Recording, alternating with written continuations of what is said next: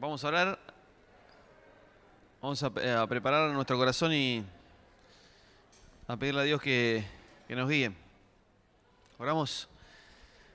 Señor, en esta mañana queremos agradecerte porque podemos nuevamente comenzar este espacio, este nuevo año, y queremos que tú guíes este tiempo, no solo en el día de hoy, sino en el transcurso de este año, para que podamos descubrirte, podamos conocerte más, podamos comprender tu palabra, podamos entender por qué has escrito, has dejado plasmado en tu palabra estas historias, que muchas de ellas son tan raras para nosotros quizás, llamativas, pero queremos verte detrás de cada historia, queremos conocer tu carácter, lo que sos, y te pedimos que tu Espíritu nos esté guiando a toda verdad, nos enseñe, Él es nuestro Maestro, y queremos disponernos, humillarnos, estar dispuestos a ser moldeados por tu palabra. En el nombre de Jesús. Amén. Bueno, muy bien.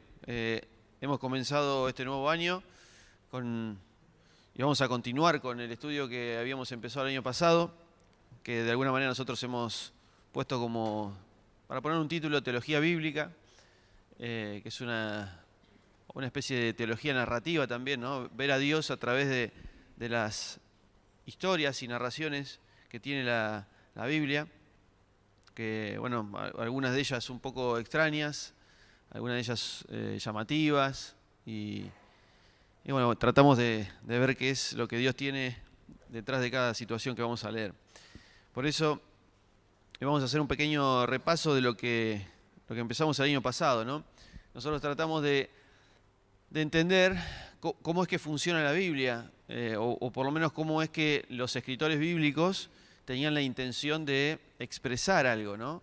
Y muchos de ellos usaron historias que inclusive exageraron algunos términos como para mostrar algún punto crucial y fundamental, ¿no? Especialmente del carácter de Dios.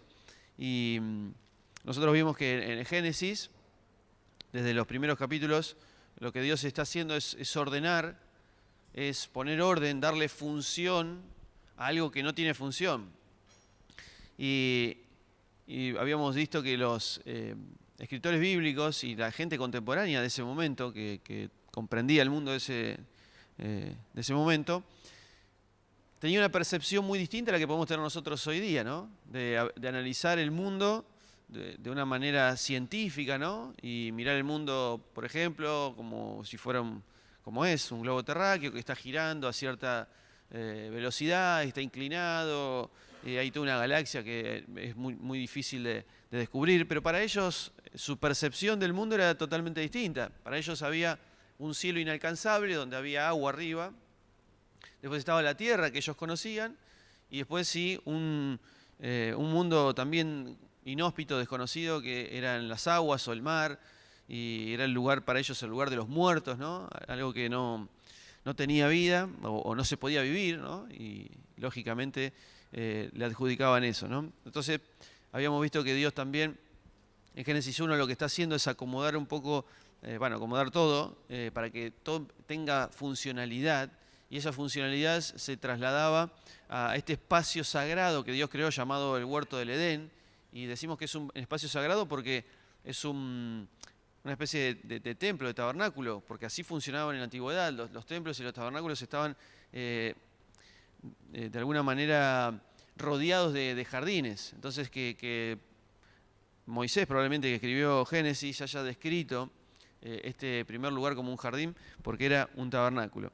Entonces vamos a ir repasando algunas cuestiones para poder llegar a Génesis 19 que vamos a ver hoy, pero para que nosotros podamos comprender un poco cómo fue el proceso que hemos visto. Nosotros comenzamos con Dios diciendo que no había vida, o sea, no había orden, había todo desorden, vaciedad. Dios crea un orden y de las aguas crea un espacio, el lugar seguro, la tierra seca, que la Biblia lo llama el Edén, que es la presencia de Dios, donde Dios se comunicaba con el hombre. De hecho, ¿recuerdan Génesis 3.8 cuando dice que Dios se paseaba por el medio del huerto? Bueno, esa misma palabra paseaba es la que después aparece más adelante en el tabernáculo, en el templo, ¿no? Dios paseándose por el lugar santísimo y demás, ¿no? Y situaciones como Noé andaba con Dios, Abraham andaba con Dios, los levitas andaban con Dios, y es esa misma imagen. Entonces nosotros tenemos que el huerto del Edén es la presencia de Dios, este primer lugar, ¿no? Donde Dios coloca a Adán, que es este primer también rey, porque recuerdan que le había dicho que gobierne. Un Dios que tiene toda la autoridad le delega autoridad a Adán para que gobierne, para que mantenga ese orden que él comenzó. Y Adán también es una especie de sacerdote porque es una representación de la humanidad, está en representación de la humanidad. Pero obviamente ellos deciden rechazar la sabiduría de Dios y son exiliados, son expulsados hacia el oriente. ¿Recuerdan eso? Entonces Dios pone acá en su presencia dos arcángeles que están cuidando el ingreso otra vez a la presencia de Dios, el ingreso a el árbol de la vida, para que el hombre no, en su condición en la que estaba, de rebeldía, de orgullo, de rechazo a Dios, pudiera acceder al árbol de la vida para mantener esa condición para siempre, ¿no? Entonces, en ese exilio al oriente, ¿recuerdan lo que hace Caín cuando se va hacia el oriente? Porque recuerden que Caín mata a Abel y Dios lo exilia al oriente, siempre se hace al oriente, ¿no? Esto tiene que ver, insisto, con una intención de los escritores para remarcar algo, ¿no? Hacia el oriente no va a ser algo bueno. Siempre al contrario del oriente está la presencia de Dios, ¿no? ¿Y qué es lo primero que hace Caín cuando es exiliado al oriente? ¿Recuerdan? Construye una ciudad. Ahí está, ¿no? Construye una ciudad. ¿Cómo se vuelve esa ciudad? ¿Recuerdan los descendientes de Caín? Lejos de Dios, mala, violenta. Recuerdan que Dios le había dicho que si alguien tocaba a Caín, él lo iba a vengar 7 veces. Y la descendencia de Caín, el séptimo de Caín, llamado Lamec, que tenía 2 mujeres, él dice, si Dios dijo que iba a vengar a Caín 7 veces, cualquiera que me toque a mí, cualquiera que me toque, yo me voy a vengar 70 veces 7. ¿No? Entonces vemos cómo de un lugar perfecto, donde había armonía entre las personas, donde los dos eran una sola carne, donde estaban desnudos pero no estaban avergonzados, donde el otro no era una amenaza para mí, donde yo podía confiar en el otro, ahora ese rechazo a Dios hizo que yo de alguna manera empiece a desconfiar del otro. Y nosotros vemos estos vínculos, estas relaciones empiezan a empeorar, y Caín asesina a Abel, y la descendencia de Caín es muy violenta, demasiado violenta al punto de que Dios dice, veo tanta violencia, veo tanta maldad, que voy a acelerar el proceso, esto lo vimos también, ¿no? Voy a acelerar el proceso de esta escalada de muerte para llegar al punto de llegar a un juicio, ¿no? Eso lo vemos en Génesis 6 con el diluvio. Entonces, fíjense el proceso, o sea, de la muerte, de la no vida, Dios coloca un lugar seguro donde coloca su presencia y va a poner a Adán como representante. Adán va a rechazar a Dios, va a ser exiliado al oriente y va a construir una ciudad en la humanidad, ¿no? Y Dios después, al ver que se multiplica la maldad, Dios ejecuta un juicio. Que vamos a ver que no es solamente un juicio porque sí, caprichoso, sino que hay misericordia detrás de eso, ¿no? Después del diluvio, nosotros habíamos visto que es un nuevo comienzo, porque a Noé Dios le dice lo mismo que le dijo a Adán: fructificaos, multiplicaos, llenar la tierra, gobernar, sojuzgar, le da autoridad. Noé es el nuevo Adán, el nuevo representante que, recuerdan que el arca queda posado sobre un monte Ararat, donde él hace un altar, entonces él transforma en este nuevo sacerdote, en este nuevo intercesor de la humanidad, y empieza todo de nuevo. Pero algo ocurre, recuerdan, con sus hijos. ¿Qué pasó con los hijos?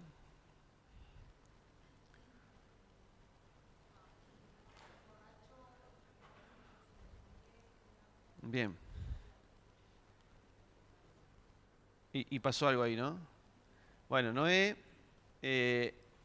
come de un fruto del árbol, igual que Adán, se emborracha, queda desnudo, igual que Adán, y uno de sus hijos aprovecha esa situación para, bueno, habíamos analizado, hay distintas interpretaciones, probablemente una de ellas, por lo menos para mí la más coherente, es que Cam, el tercer hijo, el último hijo de Noé, haya abusado de su mamá, porque lo que quiso, o de su mamá o de la esposa de Noé, porque quiso ocupar el lugar de Noé. Pero eso es otro tema, ya lo habíamos analizado. Entonces dice que, miren, les leo, Génesis 11 dice, entonces toda la tierra era una sola lengua, de unas mismas palabras, y en su emigración hacia el oriente encontraron una llanura, no este lugar, una llanura, dice, en la tierra Sinai se establecieron allí, entonces dijo, dijo el hombre, ¿no? Hagamos ladrillos, y dice, construyamos una ciudad y una torre. O sea, se repite el mismo proceso que veíamos acá hasta el capítulo 6, desde el 9 al 11 se repite lo mismo. O sea, hay muerte, las aguas del diluvio, Dios hace descender las aguas, igual que en la creación, Dios coloca un lugar seguro, Noé puede bajar, acá está la presencia de Dios, pero otra vez el hombre repite el mismo problema y, como dice Génesis 11, se van hacia el oriente, construyen una ciudad. Y en esa ciudad una torre, que esta torre es un falso monte donde la gente quiere hacer descender a Dios. Es decir, quiere tomar la iniciativa de hacer descender a Dios. Y Dios dice, no, muchachos, eso no es lo que les conviene. Entonces Él ejecuta otro juicio que nosotros no lo vemos quizá similar a este juicio del diluvio, sino que este juicio está descrito como dispersión, ¿no? Los dispersó, ¿no? Hubo distintos lenguajes que en realidad, estos lenguajes no es simplemente idiomas, esto lo habíamos hablado, sino que no se podían poner de acuerdo. Esa es la esencia del... Hablaban distintas cosas, no se podían poner de acuerdo, ¿no? Entonces después de ese juicio, otra vez Dios va a elegir a otro nuevo Adán llamado Abraham, ¿no? Entonces él está en un monte, él va a hacer también un altar, está la presencia de Dios en ese lugar, pero tiene un familiar acá llamado Lot, en el cual se pelean, o sea, dos familiares que se pelean, ¿no? Como acá, dos familiares que se pelean, y Abraham le dice a Lot, mira, como hay tanto problema entre los pastores, ¿por qué no decidís vos ir hacia algún lugar? Hacia donde vos digas, yo voy a ir para el otro lado. Cosa que no haya ningún problema, ¿no? Hay separación de hermanos. La misma historia. ¿Qué dice Lot? Él dice que vio hacia el oriente, otra vez, hacia el oriente, y vio como la tierra de Sodoma y Gomorra como un jardín, como un lugar especial. Pero era obviamente una visión incorrecta de Lot, de creer que acá podía encontrar lo que solo se encuentra acá, ¿no? En la presencia de Dios. Entonces Lot se va hacia el oriente y se coloca primero a la puerta de Sodoma y después vamos a ver que está involucrado, ya metido dentro de Sodoma, ¿no? Entonces va a terminar la historia de Sodoma con otro juicio. Y fíjense cómo esto coincide con la historia de Noé. Porque, ¿qué pasó en el final de Génesis 19? ¿Qué pasó con Lot y sus hijas? Es decir, sí. Sí, pero ¿qué pasó al final? Sí, pero ¿qué pasó al final? Al final, o sea, después de eso. Sí, ¿con quién? Una cueva con las hijas. ¿Qué hacen las hijas? Lo emborrachan. ¿Recuerdan esto? Lo emborrachan y abusan de su papá, porque de alguna manera lo emborrachan a propósito para poder abusar de él y decir, nosotros no tenemos descendencia, la única manera de tener descendencia es a través de nuestro padre. Entonces se acuestan con su padre y nacen dos hijos llamados Moab y Amón. ¿Cuál fue esto también podemos anotar, cuál fue el producto del nacimiento de Cam? ¿Quién? Canaán. Canaán, ¿no?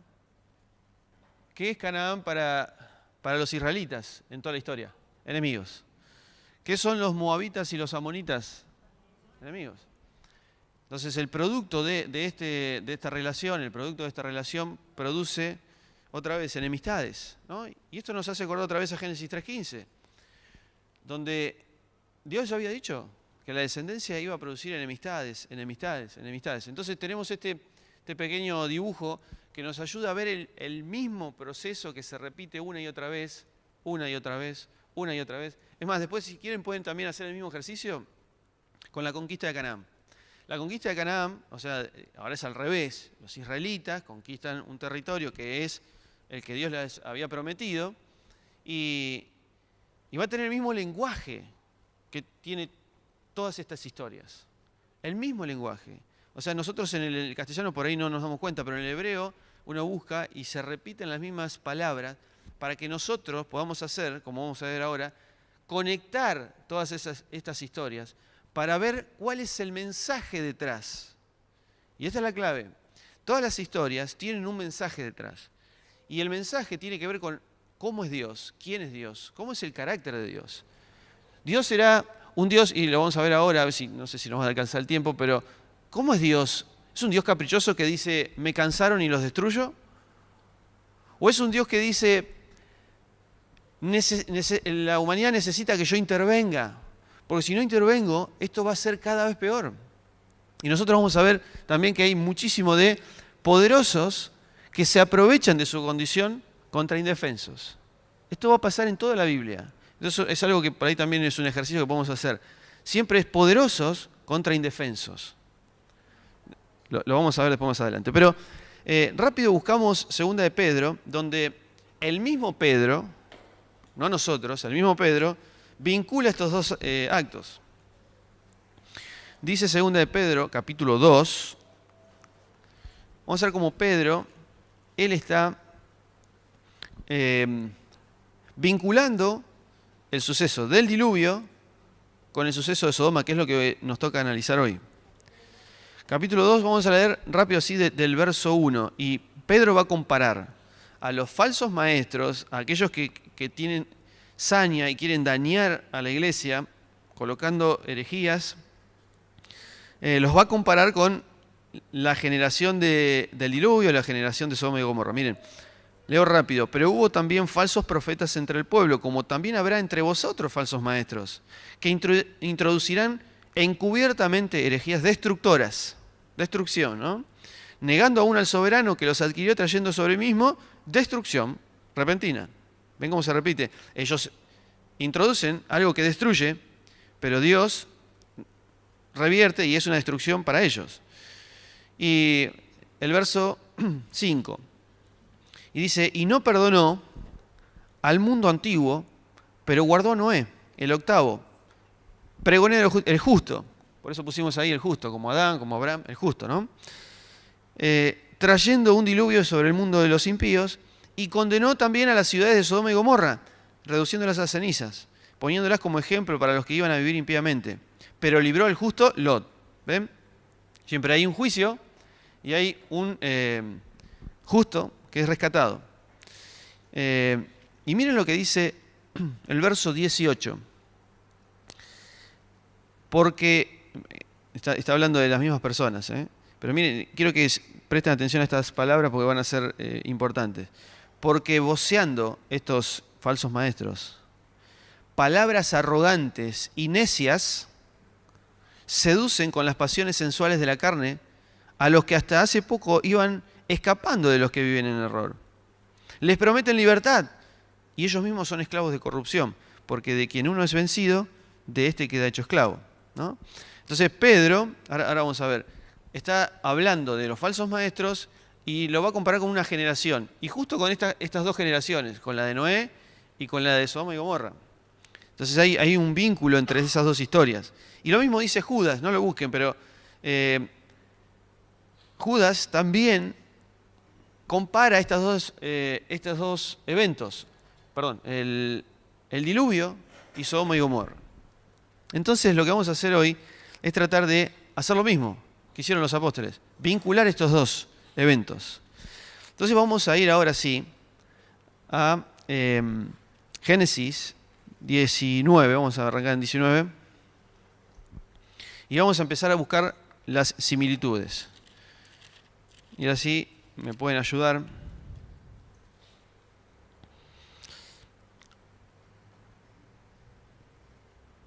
Génesis 19. Vamos a leer del verso 3. O sea, llegan dos ángeles, que esos dos ángeles estaban hablando con Dios y Abraham. ¿Recuerdan? En el capítulo 18. Abraham está hablando, ha recibido estos tres ángeles que le anuncian que va a tener una simiente, una descendencia. Pero después queda hablando solamente Dios y Abraham, y estos dos van a Sodoma. Estos dos ángeles llegan a Sodoma, y dice el verso 3, pero como les rogaba con insistencia, fueron con él, entraron a la casa de Lot, y él les preparó un banquete. Coció panes sin levadura y comieron. Aún no se habían acostado cuando los hombres de la ciudad, los sodomitas, rodearon la casa, jóvenes y ancianos, toda la población hasta el último. Y gritando a Lot, le dijeron, ¿dónde están los varones que han venido a esta noche? Sácalos para que los conozcamos.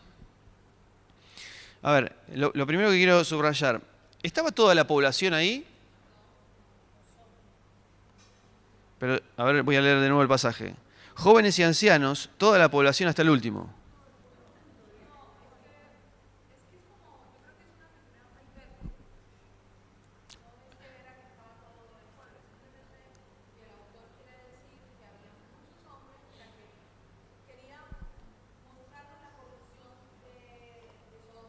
Exacto.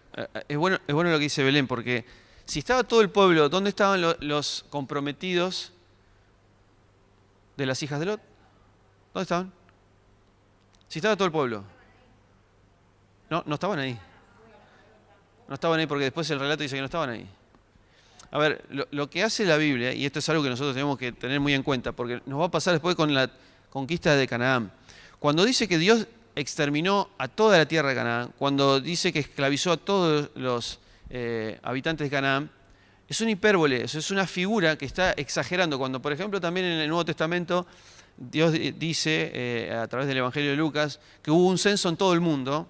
No es que hubo en todo el mundo, ¿me siguen? O sea, es una expresión exagerada para indicar una situación puntual. En este caso, es todo el pueblo, es como diciendo, todo el mundo quería o tenía la intención de que algo pasara ahí. ¿Está bien? La mayoría, exacto. Entonces, exagerar el punto. Entonces, la mayoría de esta población le gritaban a Lot, saquen a los hombres para que los conozcamos. Entonces Lot salió a ellos a la entrada, verso 6, cerró la puerta tras de sí. ¿Por qué habrá querido el escritor poner este detalle? Alguien que sale y cierra la puerta.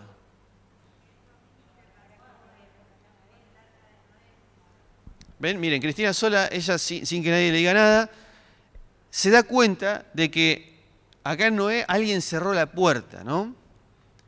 Y que el escritor me quiera colocar ese detalle es para que yo entienda en qué momento hubo alguien que cerró la puerta, ¿no? Y yo pueda volver atrás y analizar el mismo suceso. Miren, y exclamó, por favor, hermanos míos, no hagan este mal. Verso 6. Mirad, os ruego, tengo 2 hijas que no han conocido varón, voy a sacarlas a vosotros ahora y haced con ellas como bien os parezca, pero no hagáis nada a estos varones que han venido a cobijarse bajo mi techo. ¿Qué es esto? ¿Qué querían los hombres hacer con los ángeles?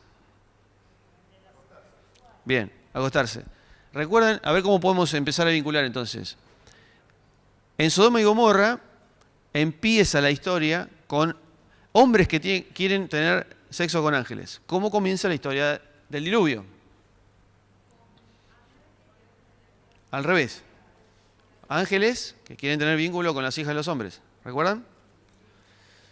Entonces ahí hay una vinculación. Sí, Manu.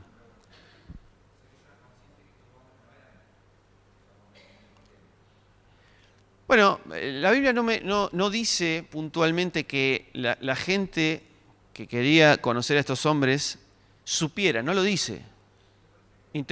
A veces interpretamos que sí, no lo sé. Yo creo que no tiene, para mí por lo menos, no tiene una relevancia saber esto.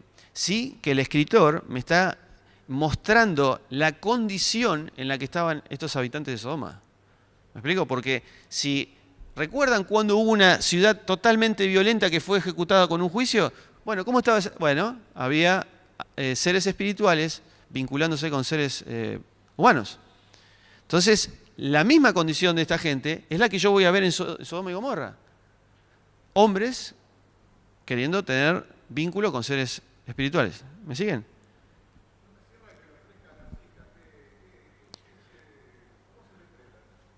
A Carlos no le cierra por qué Lot entrega a sus hijas. Un mal menor.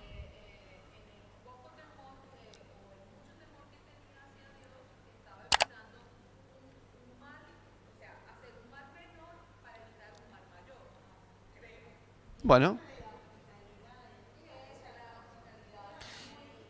bueno, muy bien. Marta dice que la hospitalidad, y eso es un punto interesante. Miren, bien, es muy fuerte lo que estamos leyendo, ¿no?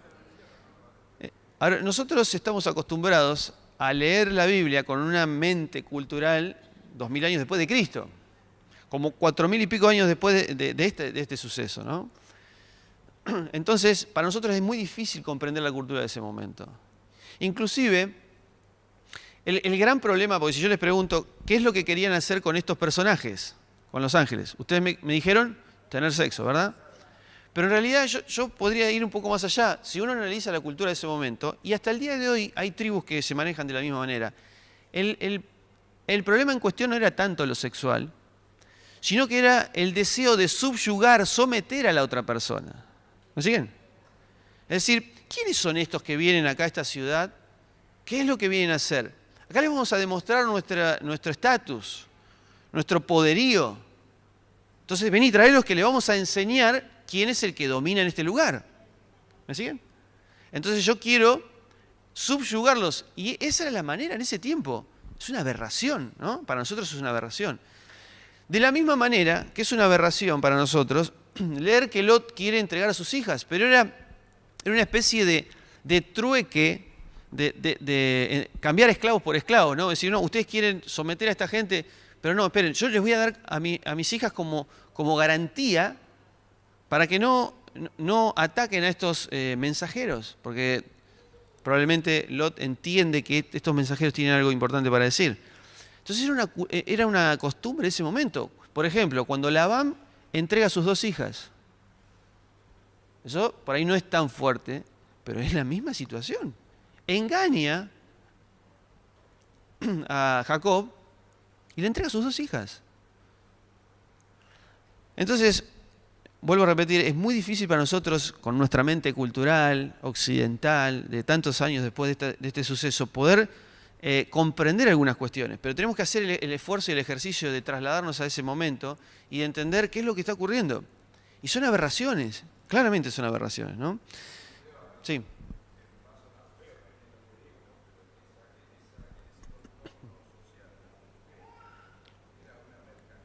Exactamente. Totalmente. Exacto, Néstor dice esto, que es la mujer en ese momento era una mercadería de cambio. Era algo que no tenía tanto valor. Entonces, bueno, llévalas. En algunos países se sigue haciendo, claramente. Pero la Biblia, si nosotros leemos bien todo el contexto cultural bíblico, Dios tiene el deseo de transformar esa idea. Porque hasta el día de hoy nos acompaña esta idea, ¿no? De creer que por ahí como la mujer para nosotros, ¿no? Puede ser un poquito inferior, estoy hablando en general en la sociedad, nos aprovechamos de ciertas situaciones. Otra vez, miren, poderosos versus indefensos. Y Dios va a poner las cosas al revés. Sí, Martín.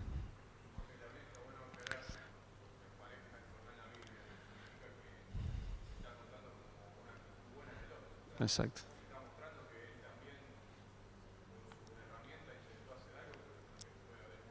Sí, claramente lo que dice Martín es muy importante. O sea, que esté en la Biblia no significa que Dios lo haya probado. ¿Me siguen? Es decir, no es que Dios dice, sí, está bien, Lot, entrega tus... No, no, es algo que hace Lot en su momento de desesperación, con sus herramientas, y hace algo que ninguno de los que estamos acá creo que haría, ¿no? Ni en su...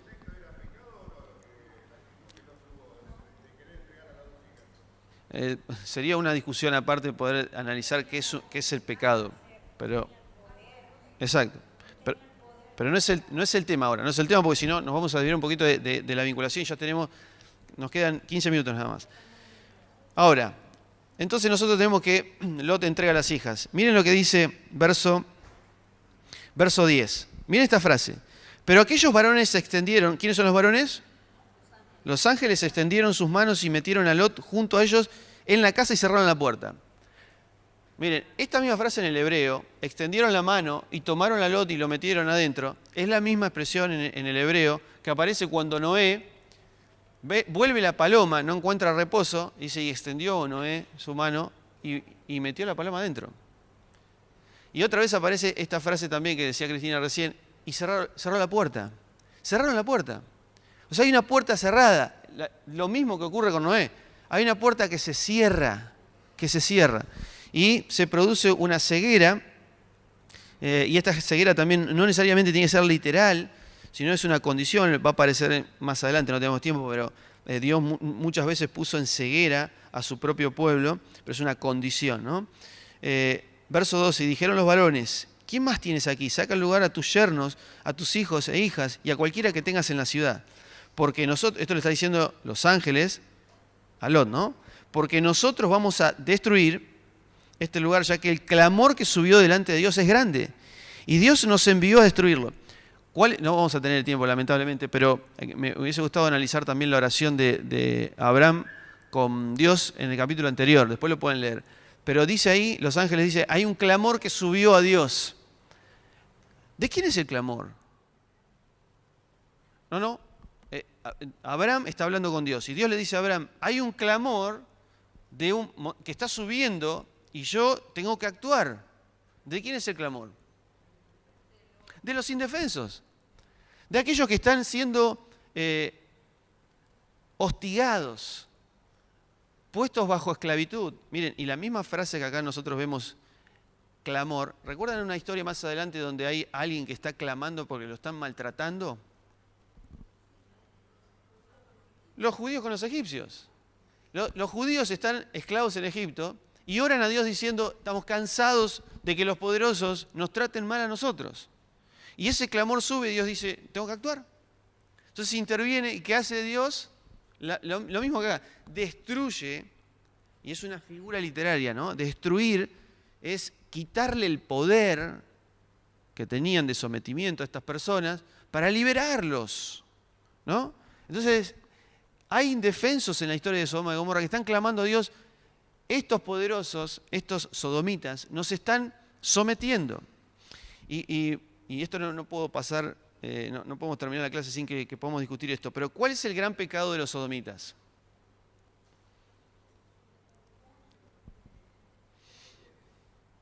Desobediencia, orgullo.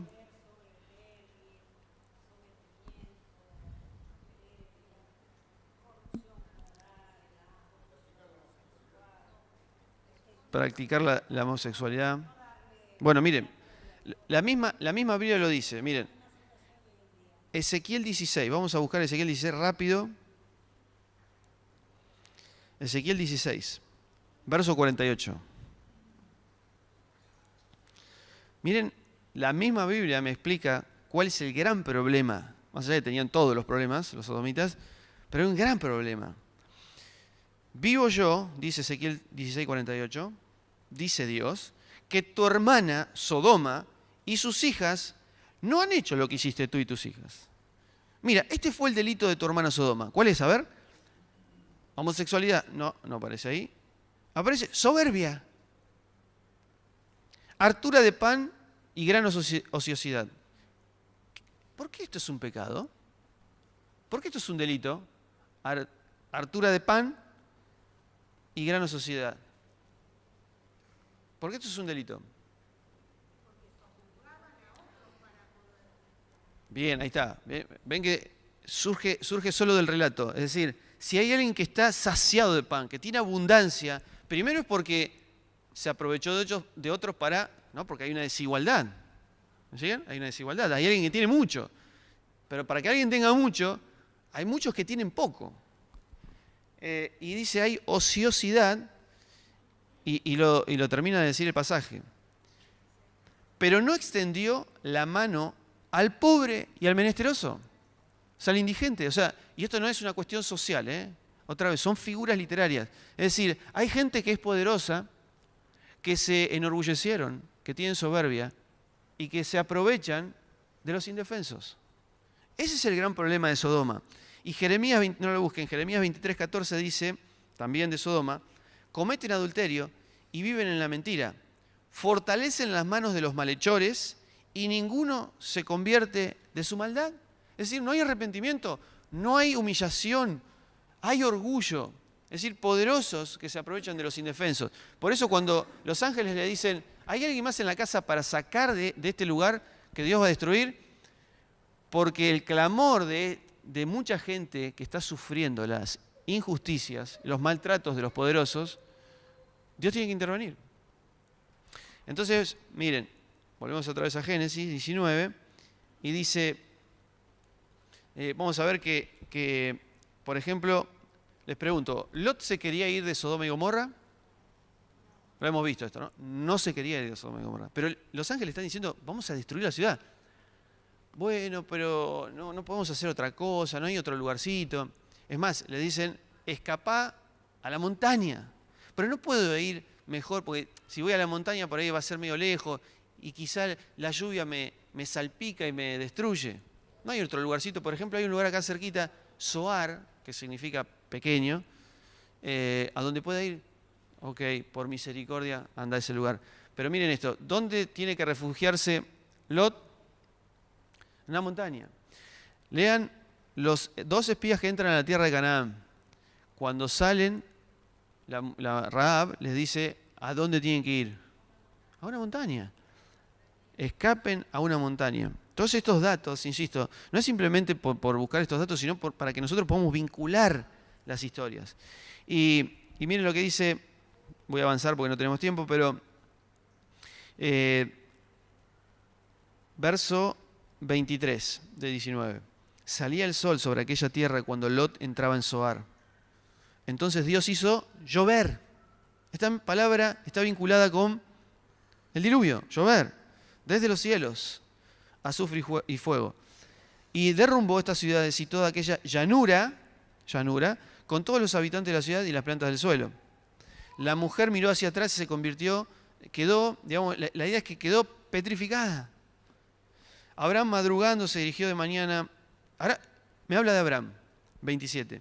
Abraham madrugando se dirigió de mañana al lugar donde había estado en presencia de Dios, en el capítulo 18, y mirando hacia el lado de Sodoma y Gomorra y hacia toda la región de la llanura, he aquí que vio que subía de la tierra un humo, como la humareda de un horno. Así cuando Dios destruyó la ciudad de la llanura, Dios ¿se acordó de quién? ¿Por qué se acordó de Abraham? ¿Ven? Dios se acordó de Abraham y por eso salvó a Lot. Dios se acordó de Abraham, por eso salvó a Lot. Hay una frase también en el diluvio, en Génesis 8:1, que dice, Dios se acordó de Noé y las aguas descendieron. Es decir, Dios se acordó, se había olvidado, ¿no? Sino que recordó el pacto, como decía Marta, el pacto que él había hecho, primero con Adán, después con Noé, después con Abraham, para rescatar este remanente. Y termina la historia, no la vamos a leer, pero termina lo que contábamos a Lot, emborrachándose, termina igual que Noé, emborrachándose y teniendo sexo con sus hijas para producir la descendencia que va a tener enemistad. ¿Por qué entonces tenemos que vincular para terminar estas historias? ¿Cuál es el mensaje? El mensaje es que Dios continuamente nos rescata de un lugar de muerte para ponernos en un lugar donde hay vida, el árbol de la vida, donde está la presencia de Dios. Pero nosotros, en nuestra condición, rechazamos ese lugar de bendición, no sabemos por qué, esa es nuestra inclinación humana, vamos hacia el oriente, nos construimos nosotros nuestro propio lugar de refugio, que son estas ciudades, pero estas ciudades se transforman en maldades violentas continuamente. ¿Por qué? Porque acá está la vida, acá está la muerte. O sea, lejos de la presencia de Dios, siempre está la muerte.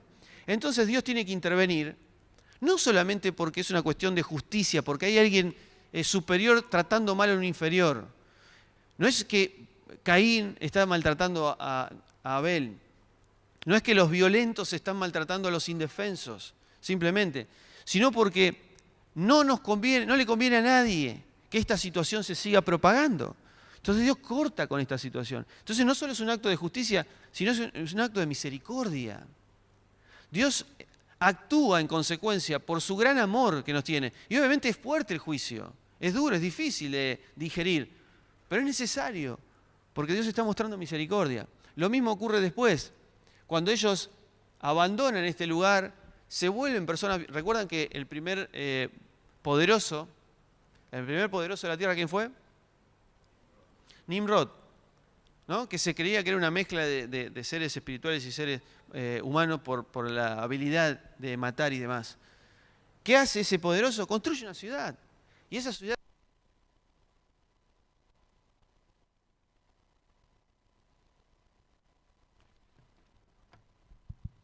ciudad se vuelve extremadamente violenta, tienen un objetivo que va en contra de los planes de Dios y Dios interviene de nuevo. Otra vez, no solo por una cuestión de justicia, sino también de misericordia.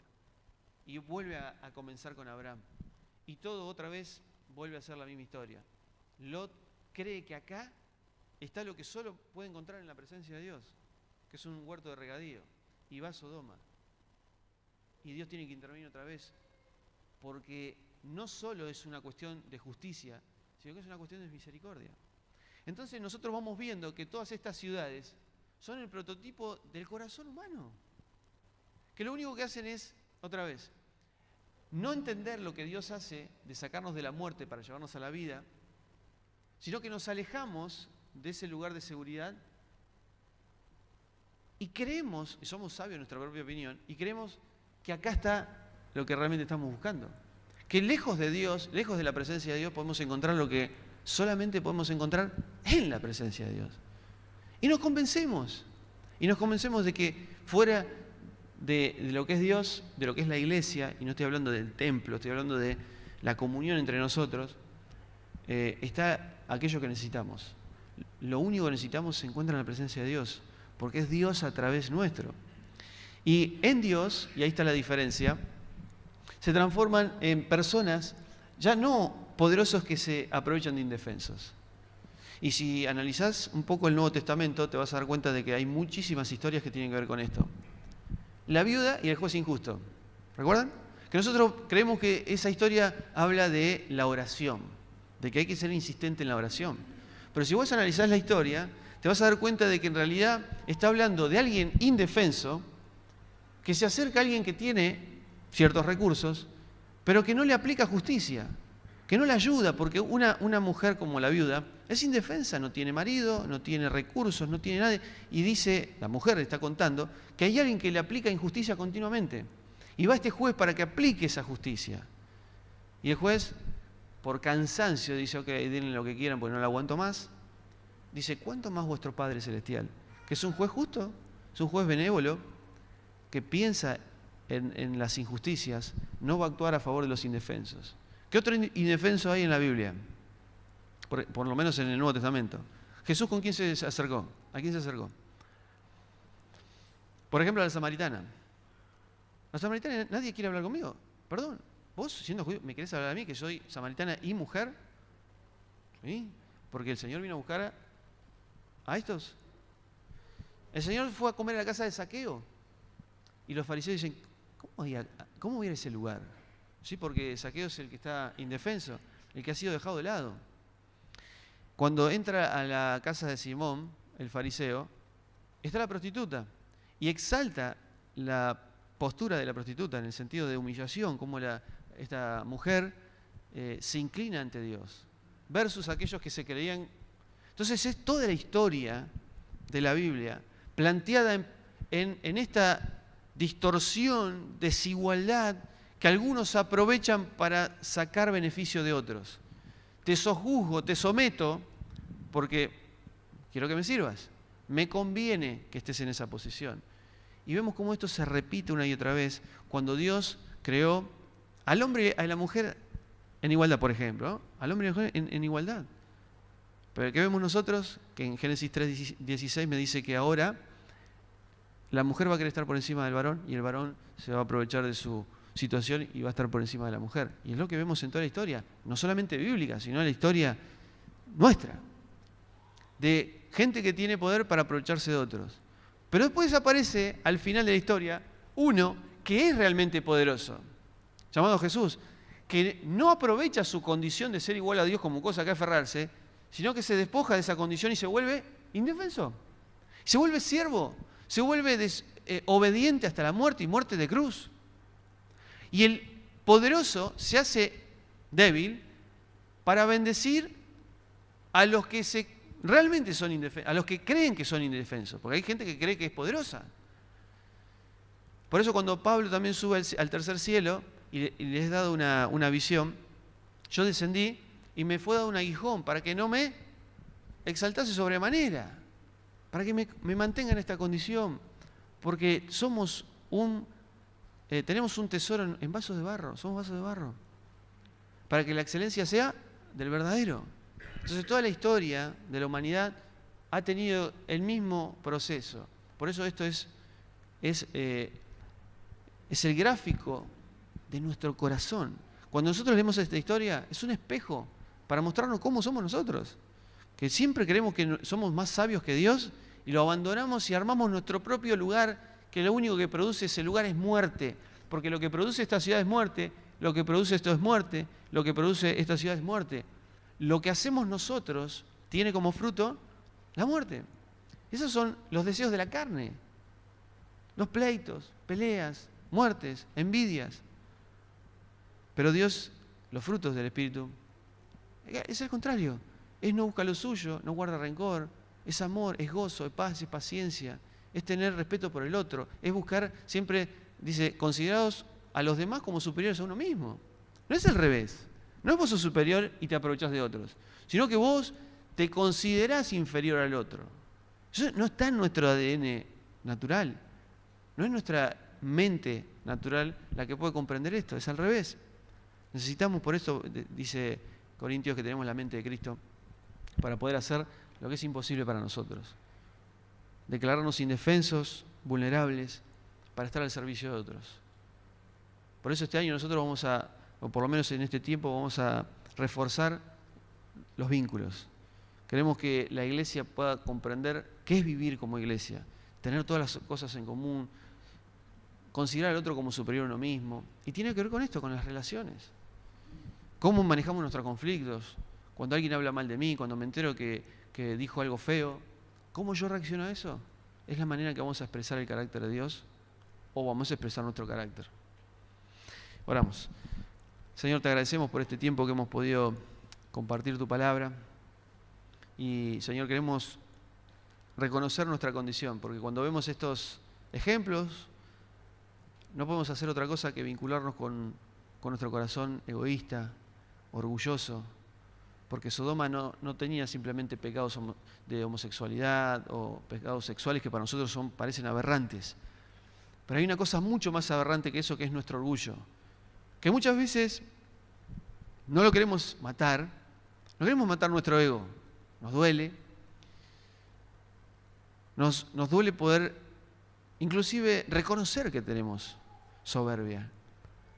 Y la cruz vino a destruir, vino a ejecutar un juicio contra nuestra carne, contra nuestro ego, contra todo aquello que cree ser superior a otros, con todo aquello que cree que tiene el derecho de sacarle provecho al que menos tiene.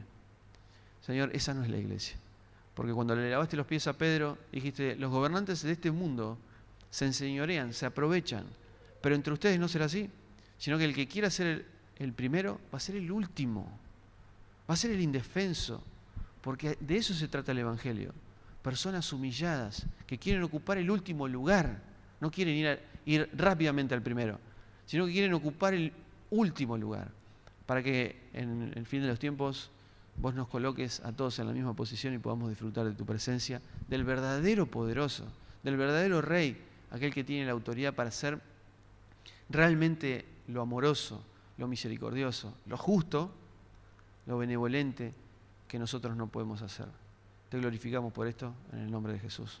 Amén.